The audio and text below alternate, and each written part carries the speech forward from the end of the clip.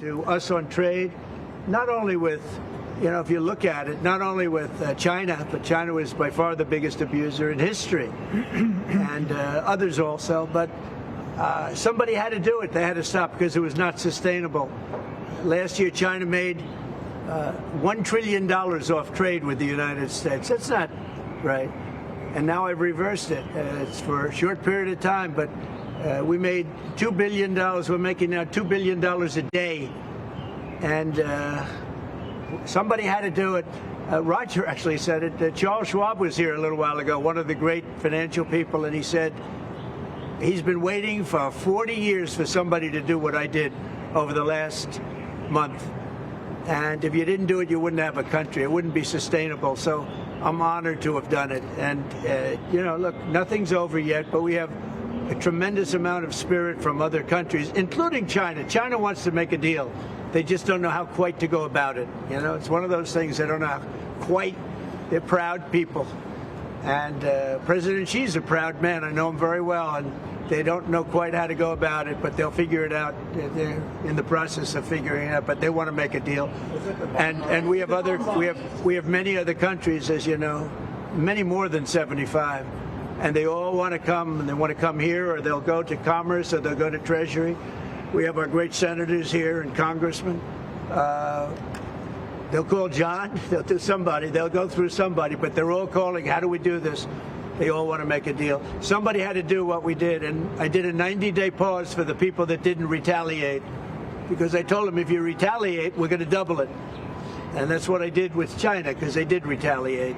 So we'll see how it all works out. I think it's going to work out amazing. I think that our country is going to be at the end of a year or shorter, but I think we're going to have something that nobody would have dreamt possible. A man like Roger Penske, I don't want to get him in trouble with China, so I won't, but he would know that someday you have to cut the bow and you have to do what you have to do, right, Roger? And that's what I did, and I'm very happy to have done it.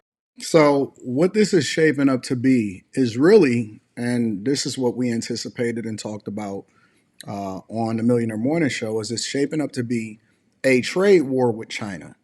Canada, yeah, we get it. Mexico, really, that was mainly a border issue. And also we know that Mexico was basically being used as a pawn to get Chinese products into the United States of America, which is one of the reasons why he renegotiated the North America Free Trade Agreement.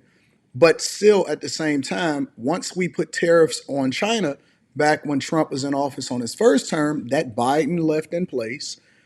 They started to build up infrastructure and plants and manufacturing and assembly plants down in Mexico. So they would ship their products over to Mexico, assemble them, and then ship them into the United States of America to try to, well, they didn't try to, they actually avoided the tariffs that Biden left in place from the Trump administration that was supposed to set the precedent for solving for this trade deficit in the first place.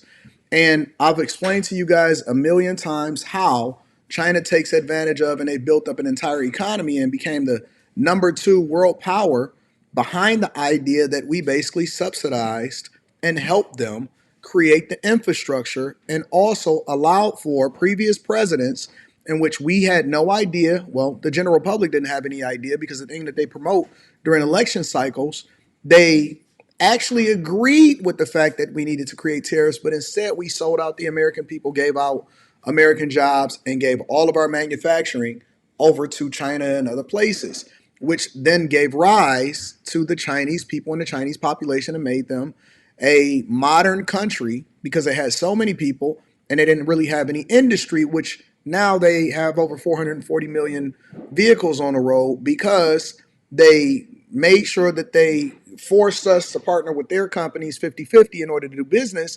And then they still didn't really let us into their country to compete with their automakers to sell to their people. But we import all of the Chinese products over here. So what this is really shaping up to be, because we already knew that the other countries were going to get in line, because they need to do business with the United States of America, because we consume the most products, right? We basically take everybody's products in here and we don't really export into any of these other countries and be able to sell to them at a profit. As a matter of fact, and I shared this information on the Millionaire Morning Show today, historically, for decades, U.S. automakers, even if they sold over into other countries, the majority of their profits, 90+% of their profits actually came from the United States of America. We don't even make small cars here for the majority of the automakers now. They've basically gave all of that work overseas. Buicks are imported. That was an American brand. Buick is a Chinese company now. It's made over there and then it's imported into the United States of America. Buicks are imported. The rest of the small cars, if they're even sold, a lot of these smaller SUVs or CUVs are now imported over into Mexico. And it's just not best for the American consumer. So he's absolutely right. At some point, somebody had to have the balls to do the thing that's in the best interest of the American people, both short term and long term. And that's what you see him talking about right now. Mr. President, was there anyone the Prime Minister of Greece just told Breitbart's Matt Boyle that he thinks absolutely the European Union and the United States could work out a trade deal that's win-win and, quote, mutually beneficial to both sides. What do you think about the Prime Minister's comments, and do you think a deal could be struck with the European Union? First of all, I know him. He's a good man, and I appreciate his comments. Yeah, a deal could be made with every one of them.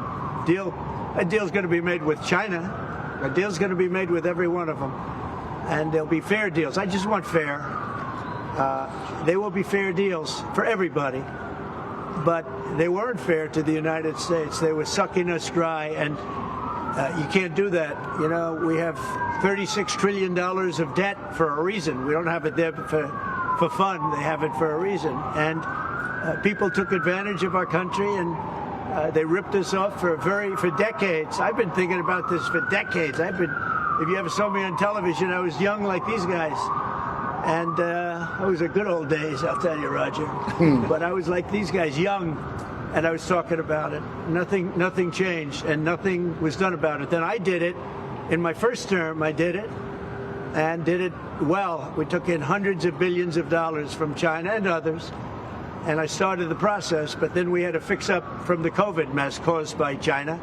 We had to fix up from that, and we did a good job of doing it. And when we handed back the reins after a rigged election, and when we handed back the reins, the stock market was higher than it was before COVID coming in. So, you know, we did a great job, but we didn't have time to do. And inflation was at a record low. The big thing, which we're doing now, and it's it's like a patient is sick, you have to do surgery. Patient is very, very sick, and Joe Biden handed us over a country that was in very serious trouble, economically and in every other way. They let China run away with things. They let other countries run away with things. Facts. And maybe worst of all, in a certain way, is what they did at the border. We had people pouring into our country by the millions. Many of them were murderers and drug lords and thieves and people from prisons from all over the world. And there were people from mental institutions, insane asylums. They were taking their mentally insane, and they were dumping them into our country. And I'll tell you, Tom Homan and Kristi Noem are doing a fantastic job in removing them. And now the courts, the Supreme Court just gave us numerous good rulings where we have to be able to get them out. You had other judges trying to take over the system. And think of it, they take over. They want these people coming back. Tren de Aragua from Venezuela, the Venezuela jails that cut off the fingers of a man in Colorado. They cut off his fingers because he called the police looking for help. They said, "Did you call the police?" He said, "Yes, I did." "Put your hand down," and they cut off the fingers. This is what they want to bring these people back now. And I want to thank the president of El Salvador for the job he's done, because that's the way it has to be done.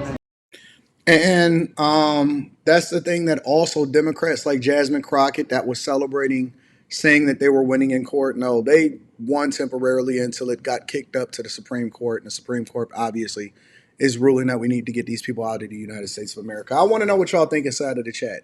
Make sure y'all tap into the Patreon. Link is in the description. Also, Teach Henley, 40% off your first order, 20% off for life. I love you. I appreciate you. I'm going to holler at you guys later. Peace.